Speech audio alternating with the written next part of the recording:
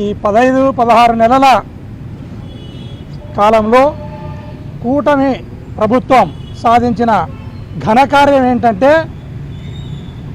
మీరు జైలు అంటున్నారు, మేము బెయిల్ అంటున్నాం, మీరు జైలు అంటున్నారు, మేము బెయిల్ అంటున్నాం, మీరు జైలు అంటున్నారు, మేము బెయిల్ అంటున్నాం.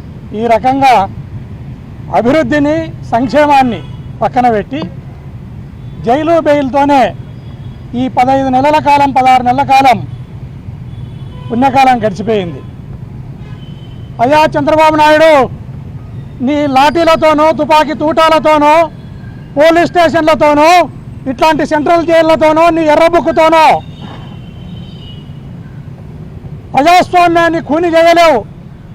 నువ్వు ప్రతిపక్షాల గొంతును కూడా నొక్కి పడేయలేవు. ఇది చరిత్ర చెప్పిన నిజం. ఈవెన్ ఇందిరాగాంధీ ఎమర్జెన్సీ పెట్టినప్పుడు కూడా ఇంత భయానకమైన పరిస్థితి ఈ రాష్ట్రంలో లేదు, ఈ దేశంలో కూడా లేదు. ఇందిరాగాంధీ ఎమర్జెన్సీ కంటే నూరంతల ఇబ్బంది పెడుతున్నావు నువ్వు ప్రజల్ని కానీ, మా ప్రతిపక్షాలను కానీ. దయచేసి ఇదే సెంట్రల్ జైలు దగ్గర గతంలో పవన్ కళ్యాణ్ వచ్చి ఇక్కడ చంద్రబాబు నాయుడిని జైల్లో ఉన్నవాడిని పరామర్శించడానికి వచ్చి ఆయన మాటలు కోటలు దాటినాయి. ఈరోజు ఆయన గడప దాటే పరిస్థితి కూడా లేదు.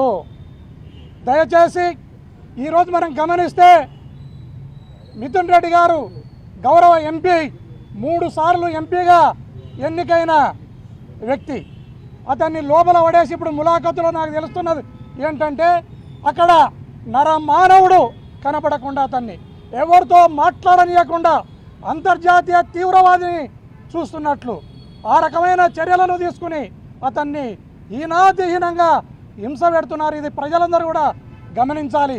ఈరోజు 4-5 కిలోమీటర్ల దూరం నుండి బ్యారికేడ్లను కట్టినారు. ఇటువైపు ఏ ఒక్క జన సంచారం లేకుండా పాకిస్తాన్ బార్డర్లో ఏ రకమైన బందోబస్తు ఉందో ఆ రకమైన బందోబస్తును పెట్టడం జరిగింది. ఇదే అవసరమని ఈ ప్రభుత్వాన్ని నేను ప్రశ్నిస్తున్నాను.